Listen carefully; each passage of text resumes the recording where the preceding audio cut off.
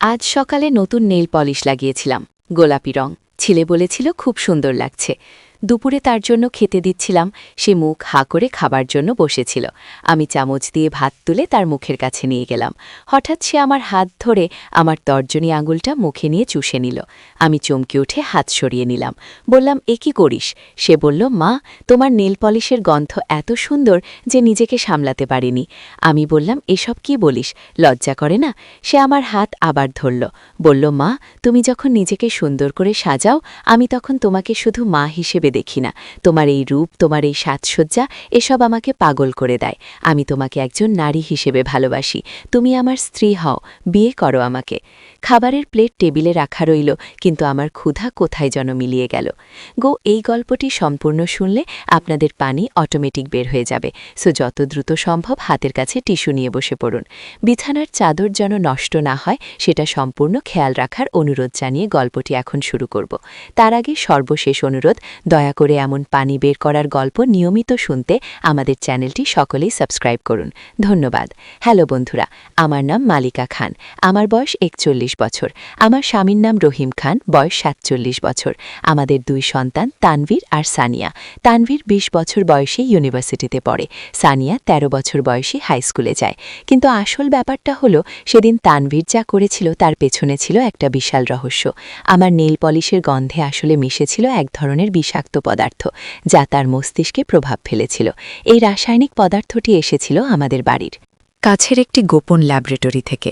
গল্পটা শুরু হয়েছিল 3 মাস আগে। আমাদের এলাকায় নতুন একটি কসমেটিক্সের দোকান খুলেছিল। দোকানের নাম ছিল মায়াবী বিউটি পার্লার। সেখানকার মালিক ছিল এক রহস্যময় মহিলা। নাম তার ছিল রেশমা বেগম। তার বয়স হবে 50-এর কাছাকাছি, কিন্তু দেখতে মনে হতো 30-এর মতো। সবসময় কালো পোশাক পরে থাকত, আর তার চোখে ছিল এক অদ্ভুত উজ্জ্বল্য। রেশমা বেগম আমাকে বিনামূল্যে একটি স্পেশাল নেইল পলিশ দিয়েছিল। বলেছিল এটা তার নিজের তৈরি, একদম নতুন ফর্মুলা। আমি প্রথমে সন্দেহ করেছিলাম, কিন্তু পরে ভেবেছিলাম বিনামূল্যের জিনিস তো, ক্ষতি কি? সেটাই ছিল আমার সবচেয়ে বড় ভুল। যেদিন তানভীর আমার আঙুল চুষেছিল, সেদিনই আমি বুঝতে পেরেছিলাম কিছু একটা গণ্ডগোল আছে। তানভীর সারাদিন অদ্ভুত আচরণ করছিল। কখনো হাসছিল অগথা, কখনো একা একা কথা বলছিল, কখনো আবার দেয়ালের দিকে তাকিয়ে থাকত। সন্ধেবেলায় তানভীর আমার কাছে এসে বলল, মা, আমার মাথা অদ্ভুত সব ছবি আসছে। মনে হচ্ছে আমি যেন অন্য কোনো জগতে চলে গেছি। সেখানে সবকিছু উল্টোপাল্টা। গাছেরা কথা বলছে, পশুরা উঠছে, আর মানুষরা মাটির নিচে থাকছে গিয়ে। আমি প্রথমে ভেবেছিলাম ও পড়াশোনার চাপে হয়তো অসুস্থ হয়ে পড়েছে, কিন্তু পরদিন সকালে যখন দেখলাম তানভীর ঘুমের মধ্যে অদ্ভুত ভাষায় কথা বলছে, তখন বুঝলাম ব্যাপারটা গুরুতর। আমি ডাক্তারের কাছে নিয়ে গেলাম তানভীরকে। ডাক্তার পরীক্ষা করে বললেন, আপনার ছেলের রক্তে এক ধরনের অজানা রাসায়নিক পদার্থ পাওয়া গেছে। এটা কোনো প্রাকৃতিক উপাদান নয়, কৃত্রিমভাবে তৈরি। কিন্তু এমন কোনো পদার্থ আমি আগে কখনো দেখিনি। ডাক্তারের কথা শুনে আমার মাথায় বাজ পড়ল। হঠাৎ করে মনে পড়ল রেশমা বেগমের কথা, আর সেই স্পেশাল নেইল পলিশের কথা। আমি দৌড়ে বাড়িতে এসে নেইল পলিশের বোতলটা নিয়ে একটা ল্যাবে পরীক্ষা করাতে দিলাম। 3 দিন পর রিপোর্ট পেলাম। তাতে লেখা ছিল যে নেইল পলিশে মেশানো আছে এক ধরনের হ্যালোসিনোজেনিক কেমিক্যাল, যা স্পর্শের মাধ্যমে শরীরে প্রবেশ করতে পারে। এই কেমিক্যালের নাম ছিল মায়াবিন 77। এটা এক ধরনের মাইন্ড কন্ট্রোল ড্রাগ। আমি সঙ্গে সঙ্গে পুলিশে খবর দিলাম, কিন্তু যখন পুলিশ গিয়ে দেখল মায়াবী বিউটি পার্লার, তখন সম্পূর্ণ খালি। রেশমা বেগম কোথায় যেন উধাও হয়ে গেছে। দোকানে শুধু পড়েছিল কিছু ভাঙা আয়না আর ছোট ছোট কাঁচের টুকরো। পুলিশ তদন্ত করে জানতে পারো যে রেশমা বেগম আসলে একটি আন্তর্জাতিক চোরা কারবারি চক্রের সদস্য। তারা বিভিন্ন দেশে মাইন্ড কন্ট্রোল ড্রাগ তৈরি করে বিক্রি করত।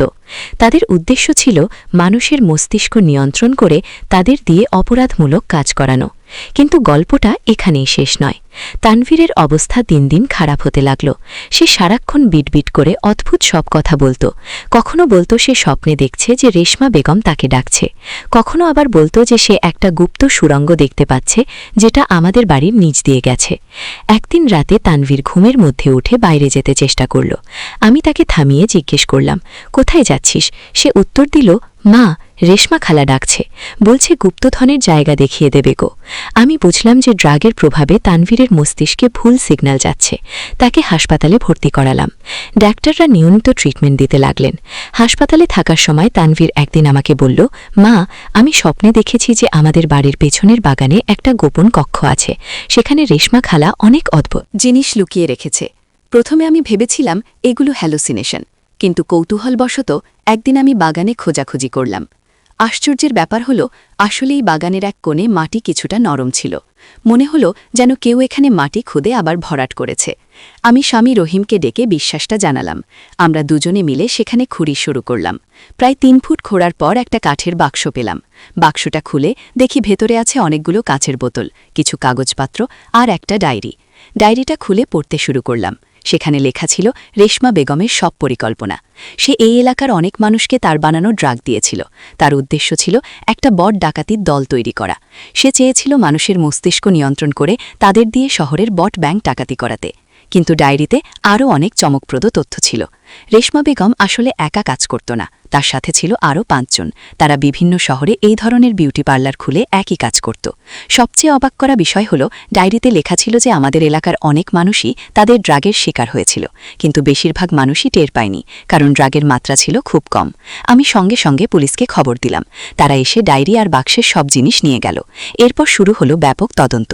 তদন্তে বেরিয়ে এলো যে রেশমা বেগমের দল শুধু আমাদের শহরেই নয়, সারা দেশের বিভিন্ন জায়গায় এই কাজ করেছে। তারা হাজার হাজার মানুষকে তাদের ড্রাগ দিয়েছে। কিন্তু সৌভাগ্যের বিষয় হল, বেশিরভাগ ক্ষেত্রেই ড্রাগের প্রভাব স্থায়ী হয়নি। পুলিশ আরও জানতে পারল যে এই ধরনের ড্রাগ তৈরি কারখানা ছিল শহর থেকে 50 কিলোমিটার দূরে একটা পরিত্যক্ত ইট ভাটায়। সেখানে গিয়ে পুলিশ বিপুল পরিমাণ কেমিক্যাল আর যন্ত্রপাতি উদ্ধার করল। কিন্তু রেশমা বেগম আর তার দলের খোঁজ পাওয়া গেল না। তারা সবাই যেন মাটিতে মিশে গেছে। এদিকে তানভীরের অবস্থা ধীরে ধীরে উন্নতি হচ্ছিল। ডাক্তাররা বলেছিলেন যে নিয়মিত ট্রিটমেন্টের ফলে ড্রাগের প্রভাব কমে যাচ্ছে, তবে সম্পূর্ণ সুস্থ হতে আরও কয়েক মাস সময় লাগবে। একদিন তানভীর হাসপাতাল থেকে বাড়ি এলো। সে অনেকটাই ভালো হয়ে গেছে, কিন্তু মাঝে মাঝে এখনও অদ্ভুত স্বপ্ন দেখে। স্বপ্নে সে দেখে যে রেশমা বেগম তাকে ফিরে আসার জন্য ডাকছে। একদিন রাতে তানভীর আমাকে জাগিয়ে বলল, মা, আমি স্বপ্নে দেখলাম যে রেশমা খালা আর তার দল একটা বট শহরে গিয়েছে। সেখানে তারা আবার নতুন করে কাজ শুরু করেছে গিয়ে। আমি তানভীরের কথা পুলিশকে জানালাম। পুলিশ বলল যে তারা তদন্ত করে দেখবে, কিন্তু এই ধরনের ড্রাগের প্রভাবে যে স্বপ্ন দেখা যায় সেগুলো সবসময় সত্যি হয় না। কিন্তু আশ্চর্যের বিষয় হল, 2 সপ্তাহ পর সংবাদপত্রে দেখলাম যে ঢাকায় একটা বিউটি পার্লারে পুলিশের অভিযান চালানো হয়েছে। সেখানে উদ্ধার করা হয়েছে বিপুল পরিমাণ নকল প্রসাধনী আর মাদক, কিন্তু অপরাধীরা পালিয়ে গেছে। এই খবরে আমি বুঝলাম যে তানভীরের স্বপ্ন হয়তো পুরোপুরি মিথ্যা নয়। ড্রাগের প্রভাবে তার মস্তিষ্কে যে সিগন্যাল যাচ্ছে সেটা হয়তো রেশমা বেগমের সাথে কোনোভাবে যুক্ত। আমি এই বিষয়ে একজন মনোবিজ্ঞানীর সাথে কথা বললাম। তিনি বললেন, এই ধরনের মাইন্ড কন্ট্রোল ড্রাগ এমনভাবে কাজ করে যে এটা মস্তিষ্কে এক ধরনের রিসিভার তৈরি করে। যারা এই ড্রাগ তৈরি করে তারা চাইলে দূর থেকেও সেই রিসিভারের সিগন্যাল পাঠাতে পারে।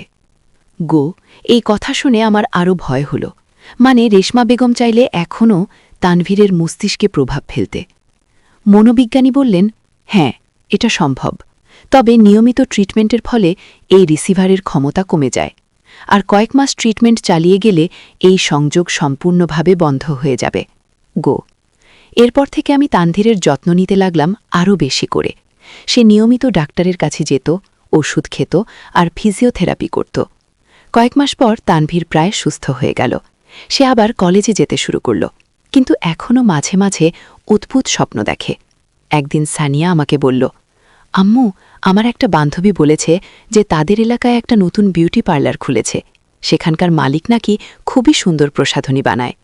সানিয়ার কথা শুনে আমার গায়ের লোম খাড়া হয়ে গেল। আমি জিজ্ঞেস করলাম, সেই পার্লারের নাম কি? সানিয়া বলল, স্বপ্নিল বিউটি কর্নার। আমি সঙ্গে সঙ্গে পুলিশকে ফোন করলাম। তাদের জানালাম নতুন বিউটি পার্লারের। পুলিশ বলল তারা খোঁজ খবর নেবে। পরদিন পত্রিকায় দেখলাম যে স্বপ্নিল বিউটি কর্নার থেকে পুলিশ একজন সন্দেহভাজন মহিলাকে গ্রেফতার করেছে। তার কাছ থেকে পাওয়া গেছে বিপুল পরিমাণ রাসায়নিক পদার্থ। এই খবরে আমি কিছুটা স্বস্তি পেলাম, কিন্তু মনে মনে ভাবলাম, রেশমা বেগম কি এখনও পালিয়ে বেড়াচ্ছে? সে কি আরও কোথাও এই ধরনের কাজ করছে? তানভীর এখন অনেকটাই ভালো। সে নিয়মিত পড়াশোনা করে, বন্ধুদের সাথে আড্ডা দেয়, কিন্তু আমি জানি যে এই ঘটনার প্রভাব তার মনে রয়ে গেছে। সে এখনও মাঝে মাঝে বলে, মা, আমি যদি সেদিন তোমার হাত না ছুতাম তাহলে কি এসব হতো না? আমি তাকে বলি, এসব তোর কোনো দোষ নেই, এটা ছিল একটা দুর্ঘটনা। আর এই দুর্ঘটনার মাধ্যমেই তো আমরা একটা বড় অপরাধী চক্রের খবর জানতে পেরেছি। এই পুরো ঘটনা আমাদের পরিবারকে অনেক কিছু শিখিয়েছে। প্রথমত আমরা বুঝেছি যে বিনামূল্যের কোনো কিছু নেওয়ার আগে সতর্ক হতে হয়। দ্বিতীয়ত, পরিবারের কোনো সদস্যের আচরণে যদি হঠাৎ পরিবর্তন দেখা যায় তাহলে সঙ্গে সঙ্গে বিশেষজ্ঞের পরামর্শ নিতে হয়। আর সবচেয়ে বড় যে শিক্ষা পেয়েছি সেটা হলো যে আমাদের চারপাশে এমন অনেক অপরাধী থাকতে পারে যারা সাধারণ মানুষের ছদ্মবেশে থেকে নানা ধরনের ক্ষতি করার চেষ্টা করে। তাই সবসময় সতর্ক থাকতে হয়। আজকে তানভীর আমাকে বলল, মা, আমি একটা গবেষণা করতে চাই। এই ধরনের ড্রাগ যাতে আর কেউ বানাতে না পারে সেজন্য আমি কেমিস্ট্রিতে বিশেষ পড়াশোনা করব। তানভীরের এই সিদ্ধান্তে আমি খুশি হয়েছি। একটা খারাপ অভিস্থা থেকে সে ভালো কিছু করার অনুপ্রেরণা পেয়েছে। কিন্তু গল্পের আসল মোড় ঘুরল 6 মাস পর। একদিন সকালে আমি দেখলাম যে আমাদের বাড়ির সামনে একটা অদ্ভুত চিহ্ন আঁকা। চিহ্নটা দেখতে অনেকটা সর্পিল আকৃতির, আর তার মাঝখানে একটা চোখের মতো দাগ। আমি প্রথমে ভেবেছিলাম হয়তো কোনো বাচ্চা খেলতে খেলতে এঁকেছে, কিন্তু পরদিন দেখি চিহ্নটা আরও স্পষ্ট হয়ে গেছে, যেন কেউ আবার তার উপর দিয়ে আঁকা দিয়েছে। তৃতীয় দিন যখন দেখে চিহ্নটা আরও বড় হয়ে গেছে আর তার চারপাশে ছোট ছোট কিছু অক্ষর লেখা, তখন আমি বুঝলাম এটা কোনো সাধারণ বিষয় নয়। আমি তানভীরকে দেখে চিহ্নটা দেখালাম। সে দেখার সাথে সাথেই বলল, মা, এটা আমি আগেও দেখেছি। স্বপ্নে রেশমা খালা এই চিহ্ন দিয়ে আমাকে ডাকত। ও আমার বুক ধরফর করতে লাগল। মানে রেশমা বেগম এখনও আমাদের খোঁজ রেখেছে? সে কি ফিরে এসেছে? আমি পুলিশকে খবর দিলাম। তারা এসে চিহ্নটার ফটো তুলল আর বলল যে তারা তদন্ত করবে। পরদিন পুলিশের একজন অফিসার আমাদের বাড়িতে এলো। তার নাম ইন্সপেক্টর করিম। তিনি বললেন, আপনাদের বাড়ির সামনের এই চিহ্ন আমরা আগেও দেখেছি। এটা একটা আন্তর্জাতিক অপরাধী চক্রের গোপন সাংকেতিক ভাষা। এর মানে হল টার্গেট আইডেন্টিফাইড। ইন্সপেক্টর করিমের কথা শুনে আমার মাথা ঘুরে গেল। মানে আমরা এখনও তাদের টার্গেট? কেন? ইন্সপেক্টর বললেন, আপনার ছেলে তানভীরের কাছে এখনও সেই ড্রাগের কিছু প্রভাব রয়ে গেছে। তার মস্তিষ্ক এখনও এক রিসিভারের মতো কাজ করে। রেশমা বেগমের দল চায় যে তানভীরকে ব্যবহার করে তারা আরও বড় কোনো অপরাধ ঘটাবে। আমি জিজ্ঞেস করলাম, কী ধরনের অপরাধ? ইন্সপেক্টর বললেন, আমাদের গোয়েন্দা তথ্য অনুযায়ী তারা শহরের কেন্দ্রীয় ব্যাংকে একটা বড় ডাকাতির পরিকল্পনা করছে। তানভীরকে তারা ব্যবহার করতে চায় একটা ইনসাইট ইনফর্মার হিসেবে গিয়ে। আমি বললাম, কিন্তু তানভীর তো ব্যাংকে কাজ করে না গিয়ে? ইন্সপেক্টর হাসলেন, না, কিন্তু তানভীরের বন্ধু রাফি সেই ব্যাংকে ইন্টার্নশিপ করে। রেশন এভমে গলচার ফি তানভীর তার বন্ধুর কাছ থেকে ব্যাংকের নিরাপত্তা ব্যবস্থার তথ্য সংগ্রহ করুক। আমি চমকে উঠলাম, কিন্তু তানভীর তো এসব কিছুই জানে না। হ্যাঁ, সে জানে না, কিন্তু তার অজান্তেই সে হয়তো এই কাজ করবে। মাইন্ড কন্ট্রোল ড্রাগের এটাই বিপদ। মানুষ বুঝতেই পারে না যে তার মস্তিষ্ক নিয়ন্ত্রিত হচ্ছে গিয়ে। ইন্সপেক্টর আরও বললেন, আমরা চাই যে আপনারা আমাদের সাথে সহযোগিতা করুন। আমরা একটা ফাঁদ পাতব। তানভীরের মাধ্যমে আমরা রেশমা বেগমের দলকে ধরার চেষ্টা করব। আমি বললাম, কিন্তু এতে তানভীরের বিপদ হবে না তো? আমরা সব রকম সতর্কতা অবলম্বন করব। তানভীরের সাথে সব সময় আমাদের গুপ্তচর থাকবে। আমি রহিমের সাথে কথা বলে সিদ্ধান্ত নিলাম যে আমরা পুলিশকে সাহায্য করব। তানভীরকে আমরা সবকিছু খুলে বললাম। তানভীর প্রথমে ভয় পেয়েছিল, কিন্তু পরে সে বলল, মা, যারা আমার সাথে এমন এমন করেছে তাদের শাস্তি হওয়া দরকার। আমি পুলিশকে সাহায্য করব। এরপর শুরু হলো একটা রোমাঞ্চকর অভিযান। পুলিশ তানভীরকে একটা বিশেষ যন্ত্র দিল, যেটা তার কথাবার্তা রেকর্ড করবে। তাকে নির্দেশ দেওয়া হলো যে সে স্বাভাবিকভাবে তার বন্ধু রাফির সাথে কথা বলবে। কয়েকদিন পর তানভীর এসে বলল, মা, আমার মাথায় আবার অদ্ভুত চিন্তা আসছে। মনে হচ্ছে যেন কেউ আমাকে রাফির কাছে ব্যাংকের কথা জিজ্ঞেস করতে বলছে। গিয়েও আমি বুঝলাম যে রেশমা বেগমের দল আবার তানভীরের মস্তিষ্কে সিগন্যাল পাঠানো শুরু করেছে। তানভীর পরদিন রাফির সাথে দেখা করল। তার সাথে ছিল পুলিশের একজন গুপ্তচর, সাধারণ পোশাকে। রাফির সাথে কথা বলার সময় তানভীর নিজের অজান্তেই ব্যাংকের নিরাপত্তা ব্যবস্থা নিয়ে জিজ্ঞেস করতে লাগল। রাফি বন্ধু ভেবে অনেক কিছুই বলে দিল। এই কথোপকথন রেকর্ড করে পুলিশ বুঝল যে রেশমা বেগমের দল সত্যি একটা বড় ডাকাতির পরিকল্পনা করছে। ইন্সপেক্টর করিম আমাদের বললেন, এখন আমাদের অপেক্ষা করতে হবে। তারা যখন তানভীরের সাথে সরাসরি যোগাযোগ করবে তখনই আমরা তাদের ধরতে পারব। 1 সপ্তাহ অপেক্ষার পর একদিন রাতে তানভীর ঘুম থেকে উঠে আমার কাছে এলো। বলল, মা, রেশমা খালা আমাকে কাল সন্ধ্যায় পুরানো রেল স্টেশনে যেতে বলেছে। গিয়েও আমি সঙ্গে সঙ্গে ইন্সপেক্টর করিমকে ফোন করলাম। তিনি বললেন, এই তো সুযোগ, আমরা প্রস্তুত আছি। পরদিন সন্ধ্যায় তানভীর পুরানো রেল স্টেশনের দিকে রওনা দিল। তার সাথে গোপনে ছিল পুলিশের একটি দল। রেল স্টেশনে গিয়ে তানভীর দেখল যে সেখানে একটি কালো গাড়ি দাঁড়িয়ে আছে। গাড়ি থেকে একটি মহিলার আওয়াজ ভেসে এলো, তানভীর, এদিকে এসো। তানভীর কাছে গিয়ে দেখল যে গাড়িতে বসে আছে রেশমা বেগম, কিন্তু তার চেহারা আগের মতো নেই। চুল কেটে ছোট করেছে, রং পাল্টেছে, কিন্তু চোখের সেই অদ্ভুত উজ্জ্বল্য এখনও আছে। রেশমা বেগম বলল, তানভীর, তুমি খুব ভালো কাজ করেছ। তোমার বন্ধুর কাছ থেকে যে তথ্য পেয়েছি সেটা খুবই কাজের। এখন তোমাকে আরও একটা কাজ করতে হবে গিয়ে। তানভীর জিজ্ঞেস করল, কি কাজ? তোমাকে আগামীকাল সেই ব্যাংকে গিয়ে দেখতে হবে যে দুপুর 1-2টের সময় কতজন গার্ড থাকে, আর সিকিউরিটি ক্যামেরাগুলো কোথায় কোথায় আছে সেটাও দেখতে হবে। ঠিক এই মুহূর্তে চারদিক থেকে পুলিশ এসে গাড়িটা ঘিরে ফেলল। হাত উপরে তুলুন, চিৎকার করে বলল ইন্সপেক্টর করিম। রেশমা বেগম প্রথমে চমকে গেলেও পরে হেসে বলল, তোমরা ভেবেছ আমাকে এত সহজে ধরতে পারবে? আমি তো জানতামই যে এটা একটা ফাঁদি। তার কথা শুনেই আমি বুঝলাম যে কিছু একটা গণ্ডগোল আছে। রেশমা বেগম যদি জানতই যে এটা ফাঁদ, তাহলে সে এলো কেন? হঠাৎ করে গাড়ির পেছন থেকে ধোঁয়া বের হতে লাগল, ঘন সাদা ধোঁয়া। কিছুক্ষণের মধ্যে চারদিক ধোঁয়ায় ভরে গেল। পুলিশ কিছুই দেখতে পাচ্ছিল না। ধোঁয়া কাটলে দেখা গেল যে গাড়িটা খালি। রেশমা বেগম আবার পালিয়ে গেছে, কিন্তু গাড়িতে পড়ে রয়েছে একটা চিঠি। চিঠিতে লেখা, আমি জানতাম তোমরা আমাকে ধরার চেষ্টা করবে, কিন্তু আমার আসল উদ্দেশ্য ছিল তানভীরকে আবার আমার নিয়ন্ত্রণে আনা। আজকে সে আমার সামনে এসেছে। এখন আমি তার মস্তিষ্কে আরও শক্তিশালী সিগন্যাল পাঠাতে পারব। খুব শীঘ্রই সে আমার একটা অনুগত সেবক হয়ে উঠবে। এই চিঠি পড়ে আমার মাথায় যেন বজ্রপাত হলো। মানে আজকের এই মিটিং আসলে রেশমা বেগমের আর একটা পরিকল্পনা ছিল। ইন্সপেক্টর করিম বললেন, আমরা এই সম্ভাবনার কথা ভাবতে পারিনি। রেশমা বেগম সত্যিই খুব চালাকু। বাড়িতে ফিরে এসে আমি দেখি তানভীর আগের চেয়ে অন্যরকম আচরণ করছে। সে খুব বেশি কথা বলছে না, সারাক্ষণ চুপচাপ থাকছে। পরদিন সকালে তানভীর আমাকে বলল, মা, আমি একটু বাইরে যাব গো। আমি জিজ্ঞেস করলাম, কোথায়? শুধু একটু ঘুরতে গো। কিন্তু তানভীরের চোখে মুখে একটা অদ্ভুত ভাব। মনে হলো যেন সে কোনো কিছু গোপন করছে। আমি তাকে একা যেতে দিলাম না, বললাম আমিও সাথে যাব। তানভীর প্রথমে আপত্তি করল, কিন্তু পরে রাজি হলো। আমরা বের হলাম। তানভীর আমাকে নিয়ে শহরের কেন্দ্রের দিকে যেতে লাগল। আমি বুঝতে পারছিলাম যে সে একটা নির্দিষ্ট জায়গার দিকে যাচ্ছে। অবশেষে আমরা পৌঁছলাম সেন্ট্রাল ব্যাংকের সামনে। আমার সন্দেহ সত্যি হলো, রেশমা বেগম সত্যিই তানভীরকে নিয়ন্ত্রণ করছে। আমি চুপি চুপি ইন্সপেক্টর করিমকে ফোন করলাম। তাকে জানালাম যে আমরা কোথায় আছি। তানভীর ব্যাংকের চারপাশে ঘুরতে লাগল। সে দেখছিল কোথায় কোথায় সিকিউরিটি ক্যামেরা আছে, কতজন গার্ড আছে। আমি তাকে জিজ্ঞেস করলাম, তুই এসব কি দেখছিস? তানভীর একটু চমকালো, তারপর বলল, কিছু না মা, শুধু এমনিই দেখছি। কিন্তু আমি বুঝতে পারছিলাম যে তার মস্তিষ্কে কেউ নির্দেশ দিচ্ছে। হঠাৎ তানভীর বলল, মা, আমার মাথা ব্যথা করছে, আমরা বাড়ি চলো গো। বাড়ি ফিরে আসার পর ইন্সপেক্টর করিম এলেন। তিনি তানভীরকে পরীক্ষা করে বললেন, রেশমা বেগমের দল এখন তানভীরের মস্তিষ্কে অনেক বেশি শক্তিশালী সিগন্যাল পাঠাচ্ছে। এভাবে চলতে থাকলে তানভীর সম্পূর্ণভাবে তাদের নিয়ন্ত্রণে চলে যাবে। আমি ভয়ে ভয়ে জিজ্ঞেস করলাম, তাহলে এখন কি করা যায়? আমাদের একটাই উপায়, তানভীরকে একটা জায়গায় রাখতে হবে যেখানে কোনো ইলেকট্রনিক সিগন্যাল পৌঁছাতে পারবে না। আগে ইন্সপেক্টর আমাদের একটা গোপন আশ্রয় কেন্দ্রে নিয়ে গেলেন। সেটা ছিল শহর থেকে অনেক দূরে একটা পাহাড়ের ওপর। সেই জায়গাটা ইলেকট্রনিক সিগন্যাল প্রুফ। সেখানে তানভীরের অবস্থা দ্রুত উন্নতি হতে লাগল। কয়েকদিনের মধ্যেই সে আগের মতো হয়ে গেল। কিন্তু আমরা জানতাম যে এটা একটা অস্থায়ী সমাধান। রেশমা বেগমকে ধরতে না পারলে তানভীর কখনোই সম্পূর্ণ নিরাপদ থাকবে না। একদিন ইন্সপেক্টর করিম একটা খবর নিয়ে এলেন। আমরা রেশমা বেগমের দলের আরেকজন সদস্যকে ধরেছি। তার কাছ থেকে জানতে পেরেছি যে তাদের মূল ঘাঁটি কোথায়। কোথায়? আমি উৎসুক হয়ে জিজ্ঞেস করলাম। পোর্ট এলাকার একটা পরিত্যক্ত গোডাউনে।